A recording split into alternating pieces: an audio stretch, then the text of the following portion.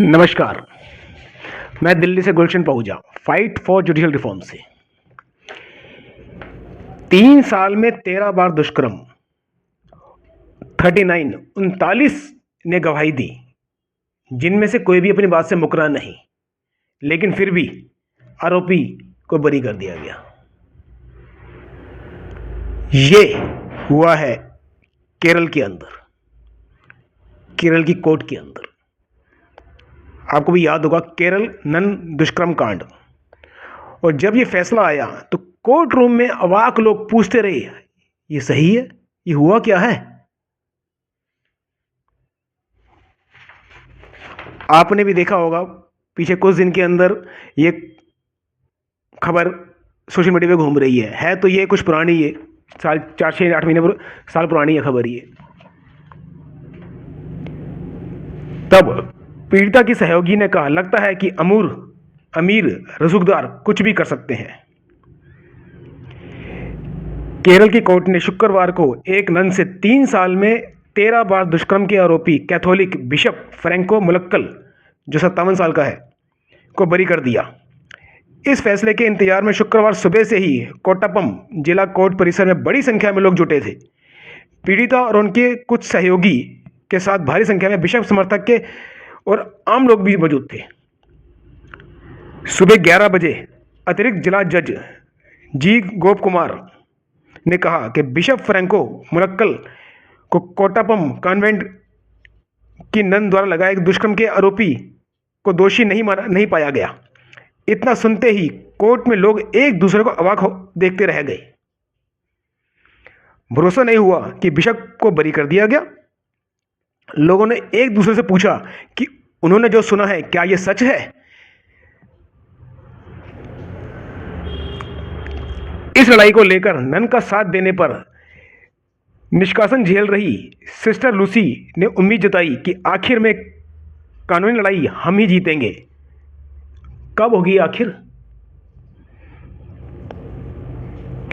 मामले में विशेष जांच दल ने अप्रैल 2019 में 2000 पेज का आरोप पत्र दाखिल किया था। नवंबर 2019 में सुनवाई शुरू हुई। 105 दिन चली सुनवाई में 39 गवाहों से पूछताछ हुई। 122 दस्तावेज पेश किए गए। 10 जनवरी को सुनवाई पूरी हुई। लड़ाई में पीड़िता का साथ देने वाले फैसले को सुनकर रो पड़े। रोना ही है, मजाक बना दिया आपने उस पीड़िता का। आपने तो सिस्टर अनुपमा ने कहा कि हमें भरोसा नहीं है कि ऐसा फैसला आया है। ऐसा लगता है कि अमीर और रसूखदार कुछ भी कर सकते हैं। दरअसल कैथोलिक चर्च के इतिहास में पहली बार कोई बिशप चार्जशीट में आरोपी था। जून 2018 में केरल की नन ने लैटिन कैथोलिक चर्च के जालंधर डायोसिस के बिशप के खिलाफ दुष्कर्म की शिकायत दर्ज कराई थी। उन्होंने आरोप लगाया कि 2014 से 2016 के बीच केरल यात्रा के दौरान बिशप ने मुझसे 13 बार दुष्कर्म किया। सितंबर 2018 में गिरफ्तारी हुई। फ्रैंको ने कहा, नन को वित्तीय गड़बड़ी पर उंगली उठाने के कारण फंसाया गया है। क्या ये इतना आसान है किसी को फंसाना? अगर नन ने कुछ फाइनेंशियली या वित्तीय के अंदर कुछ हेरा फेरी के लिए घपला किया था तो उन्हें क्यों सजा दिलवाई फिर आप लोगों ने? एसआईटी प्रमुख बोले, कोर्ट का यह फैसला न्याय व्यवस्था को हैरान करने वाला है। जांच करने वाले एसआईटी के प्रमुख एस हरिशंकर ने कहा, फैसला दुर्भाग्यपूर्ण है, न्याय व्यवस्था के लिए हैरान करने वाला है। सुप्रीम कोर्ट ने कई बार कहा कि पीड़िता के बयान में गंभीर विसंगतियां ना हो तो अभियोजन पक्ष के लिए संतोषजनक सबूत माना जा सकता है। जब पीड़िता और 39 गवाह अपनी बात से मुकरे नहीं और फिर भी फैसला उनके खिलाफ। कहा है कि यह मानने के लायक नहीं है कि महिला को दुष्कर्म के वक्त शिकायत करना भी फैसले को चुनौती देंगे। लोक अभियोजक ने कहा कि 39 गवाहियों ने बयान करा है, कोई मुकरा नहीं। राष्ट्रीय महिला आयोग की अध्यक्ष रेखा शर्मा ने कहा, फैसले से सदमे में हूं, आयोग पीड़ित पक्ष के साथ है। एक तरफ कहते हैं कि कोर्ट के ऊपर कुछ उंगली उठाओगे तो कंटेम्प्ट लगा देंगे। साफ साफ अखबार ने बोला है, वहां के लोगों ने बोला है। कि कैसा फैसला है ये। किसी किसी गवाह में 4 गवाह आते हैं और चारों के चारों पलट जाते हैं तो समझ में आता भी है। 39 गवाह लोगों की गवाही कम नहीं होती। पीड़िता अपने बयान से मुकरी नहीं, दस्तावेज दिए हैं, कुछ तो उनमें सच्चाई होगी। जो भी आज की डेट के अंदर अदालत जाते हैं, इस मुकदमे को अपने ऊपर रख के सोचे, जो न्याय चाहते हैं, क्या उनके साथ भी ऐसा नहीं हो रहा? कम या ज्यादा? क्या उनको न्याय मिल रहा है? कहां न्याय मिल रहा है? बिशप के ऊपर अगर किसी, क्या नाम है, रसूखदार के ऊपर अगर कोई एलिगेशन लगता है तो सारी सिस्टम एक तरफ हो जाता है। कैसे ना माना जाए कि ये प्रेशर में नहीं थे। ये पेपर आज भी वहीं पे होंगे, गवाहियां आज भी वहीं पे होंगी। आज अगर वही पिटीशन, वही गवाहियां, वही बिशप, वही पीड़िता, अगर ट्रांसपेरेंसी के लिए ऑडियो वीडियो रिकॉर्डिंग के सामने उनका मुकदमा चले और वो मुकदमा देश देखे, तो क्या उसका फैसला यही आएगा जो अब आया है? कोई एक बताना कमेंट बॉक्स के अंदर कि सेम फैसला आएगा।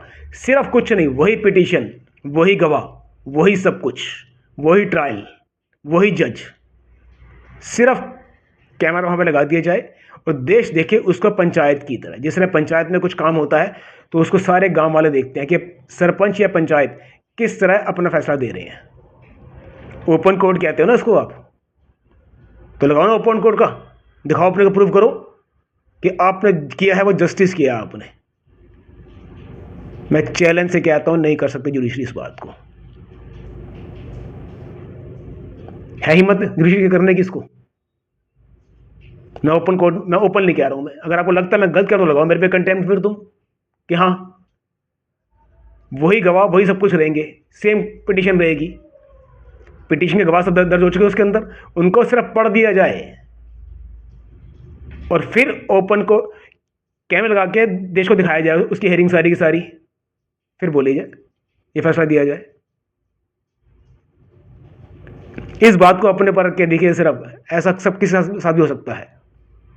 हमारे देश में न्याय व्यवस्था नहीं है, इस बात को एक्सेप्ट कर लीजिए आप।